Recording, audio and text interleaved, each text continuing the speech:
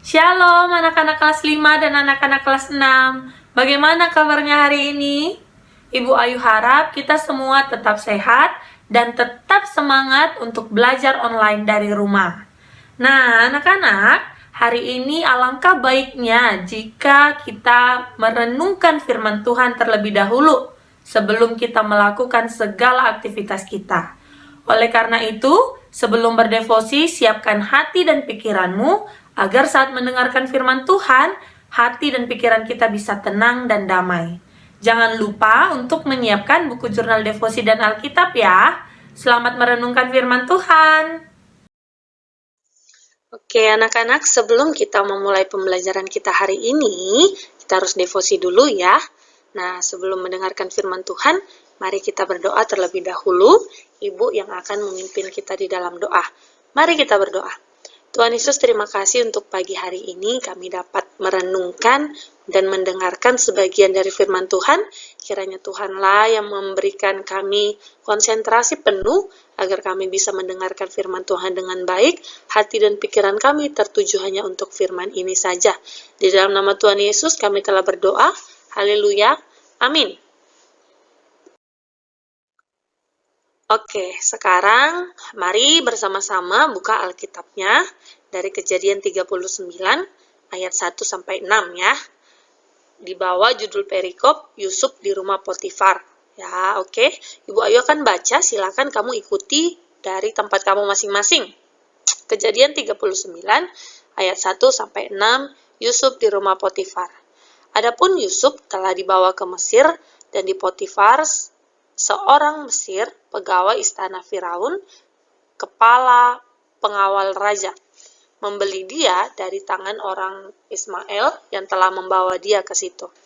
Tetapi Tuhan menyertai Yusuf, sehingga ia menjadi seorang yang selalu berhasil dalam pekerjaannya.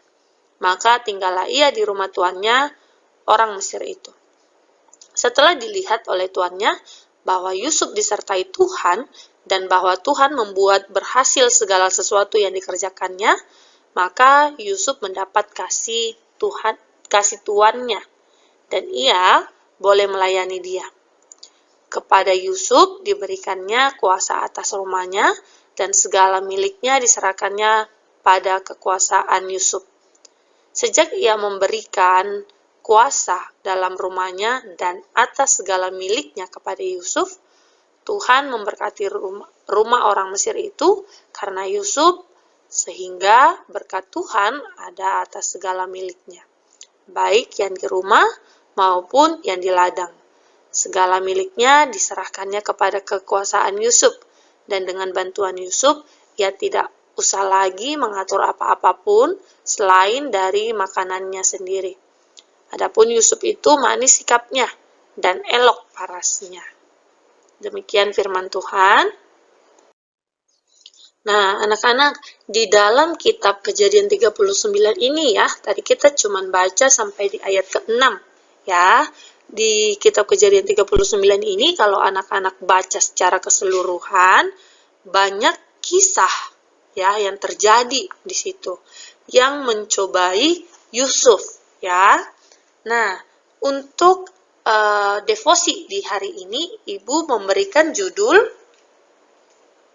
Yusuf mengerjakan bagiannya walau dalam kesulitan. Ya, judul yang Ibu berikan sekali lagi Ibu baca, Yusuf mengerjakan bagiannya walau dalam kesulitan. Kenapa Ibu Ayu berikan judul seperti itu? Mari kita lihat ya. Jadi dikatakan tadi di dalam kitab itu bahwa Yusuf ya tinggal di rumah Potifar. Ya, ini Potifar. Lalu di situ di Potifar ini adalah kepala pasukan ya. Lalu ada istrinya Potifar juga di situ. Dan di dalam kisah Kejadian 39 ini nanti ada juru minum dan juru roti ya. Jadi ini adalah karakter atau orang-orang yang ada di dalam kitab Kejadian 39 ini. Nah, pada saat itu Yusuf kan bekerja di rumah Potifar. Dia bekerja dengan rajin, dengan jujur, ya. Nah, pada suatu hari saat dia bekerja dengan baik, mengerjakan semua bagiannya, istri Potifar ya mengajak Yusuf untuk berbuat jahat. Ya. Ini istri Potifar nih, mengajak Yusuf untuk berbuat jahat. Tapi apa yang dilakukan Yusuf? Yusuf menolaknya. Dia tidak mau, ya. Nah, tapi karena Yusuf tidak mau, istri Potifar marah. Dan karena Yusuf tidak mau, bukan hanya marah saja. Istri Potifar juga ternyata memfitnah Yusuf. Dia fitnah apa? Dia fitnah bahwa Yusuf telah berbuat jahat kepadanya. Padahal diceritakan di dalam Alkitab adalah Potifar yang mengajak Yusuf untuk berbuat jahat. Tetapi di sini malah Potifar memfitnah, memutarbalikkan. Dia yang menyatakan bahwa Yusuf yang mengajak dia berbuat jahat. Nah, ini kita sudah melihat sisi Potifar ya anak-anak ya, istri Potifar ya, dia memutarbalikkan fakta. Nah, karena hal itu didengarkan oleh Potifar, maka Potifar marah sekali kepada Yusuf dan dia memasukkan Yusuf ke dalam penjara. Tapi meskipun Yusuf di dalam penjara, dia tetap percaya, Yusuf tetap mau taat kepada Tuhan. Lalu di dalam penjara, Yusuf bertemu dengan juru minum dan juru roti. Ya, di dalam penjara Yusuf menemui kedua orang ini. Nah, lalu juru minum ini bermimpi. Ya, dia memimpikan bahwa dia melihat 3 tangkai anggur, ya, 3 tangkai anggur, dan dia bermimpi bahwa dia memerasnya dan memberikannya kepada Firaun. Nah, Yusuf ini kan mempunyai keahlian ya anak-anak ya. Keahlian Yusuf yang diberikan oleh Tuhan salah satunya adalah bisa menafsirkan mimpi. Nah, jadi ketika juru minum ini menceritakan tentang mimpinya kepada Yusuf, ya, bahwa dia melihat 3 tangkai anggur di dalam mimpinya dan sedang memeras anggur itu, memberikannya kepada Firaun, maka Yusuf mengartikan mimpinya bahwa dalam 3 hari kemudian, juru minum itu akan bebas dan dia akan bekerja di istana. Itu tafsiran mimpi yang dikatakan oleh Yusuf kepada juru minum. Nah, lalu ternyata juru roti ini juga bermimpi. Mimpinya adalah bahwa ada 3 bakul roti, ya, 3 bakul roti. Tapi semuanya roti-roti itu habis dimakan burung. Ya, burung-burung memakani roti itu dan habis. Nah, Yusuf menafsirkan mimpi si juru roti. Arti dari mimpinya itu adalah dalam 3 hari juru roti itu akan dihukum mati. Nah, ini suatu mimpi yang bertolak belakang dengan juru minum ya anak-anak ya. Lalu Yusuf karena si juru minum ini nanti akan keluar dari penjara 3 hari kemudian ya, maka Yusuf berpesan kepada juru minum agar memberitahu Firaun bahwa Yusuf tidak bersalah. Ya, kenapa diberitahukannya kepada Firaun? Karena juru minum ini akan bekerja bersama Firaun. Lalu,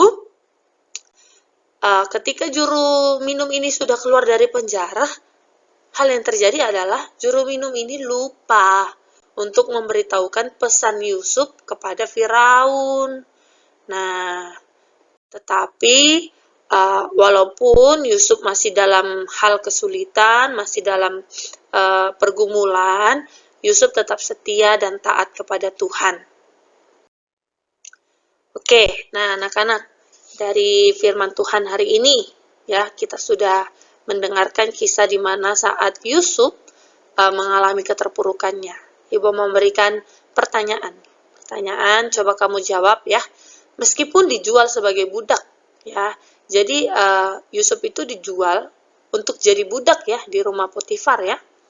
Bagaimana cara Yusuf bekerja? Coba tadi ini sudah Ibu jelaskan ya di awal ya.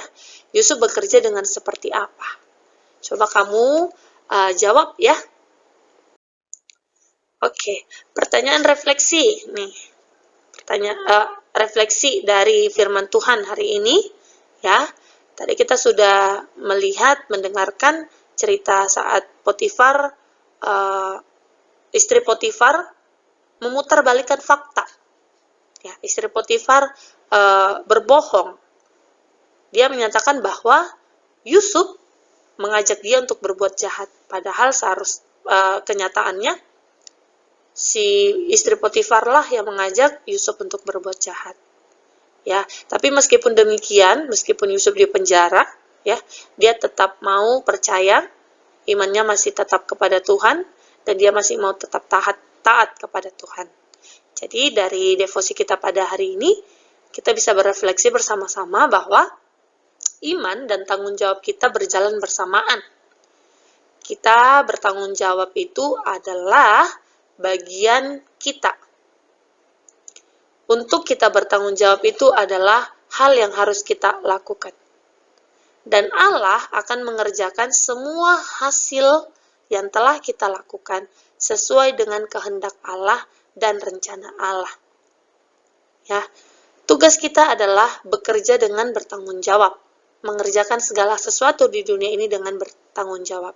Selebihnya, itu semua hasilnya menurut kehendak Allah. Allah yang menentukan. Yang pastinya, saat Allah menentukan, itu sesuai dengan rencana dan kehendak Allah. Maka dari itu anak-anak, jangan sampai kita mempermainkan anugerah yang Allah berikan kepada kita. Kita harus manfaatkan dengan baik, kita harus bertanggung jawab juga. Oke, demikian firman Tuhan. Mari kita berdoa. Tuhan, terima kasih untuk keindahan firman Tuhan yang dapat kami dengarkan di pagi hari ini. Kiranya firman Tuhan dari devosi pagi hari ini bisa memberikan buah yang baik dalam kehidupan kami. Kiranya ini bisa menjadi pengingat kami untuk bisa bertanggung jawab melakukan segala sesuatunya ya Bapa. Berkati hari ini Tuhan, kiranya Tuhan memberkati setiap kegiatan kami, Bapak Ibu guru maupun anak-anak serta orang tua anak-anak. Berkati setiap kegiatan yang dilakukan agar dapat dilakukan dengan penuh rasa tanggung jawab, dan kami percaya hasilnya akan berbuah baik sesuai dengan kehendak Tuhan. Berkati juga negara kami Indonesia, terkhususnya Kota Kupang. Kiranya Tuhan Yesus memberkati di tengah-tengah masa pandemi ini. Kami percaya Tuhan, tangan Tuhanlah yang menuntun setiap kami. Kiranya pandemi ini bisa cepat berlalu. Kami juga mau berdoa untuk kesehatan kami semua, Bapak Ibu guru, staf, orang tua, serta anak-anak kelas 5 dan kelas 6. Kiranya Tuhan yang memberkati, berikan kesehatan, agar bisa melakukan tugas dan tanggung jawabnya dengan maksimal. Kami juga mau berdoa untuk pembelajaran online maupun onsite di sekolah. Tuhan Yesus yang memberkati, kiranya selama proses pembelajaran ini, anak-anak, Bapak Ibu guru, dan yang lainnya bisa merasakan sukacita, bisa mendapatkan ilmu yang baik. Dalam nama Tuhan Yesus kami serahkan hari ini ke dalam tangan Tuhan. Haleluya. Amin. Nah, anak-anak sudah mendengarkan video devosi kita di pagi hari ini kan? Semoga kita semua bisa merenungkannya, merefleksikannya dalam hati kita masing-masing. Nah, anak-anak, Ibu mau mengingatkan untuk menulis jurnal devosi ya, dan jangan lupa untuk mengirimkannya ke Google Classroom. Sampai bertemu di devosi selanjutnya. Bye-bye!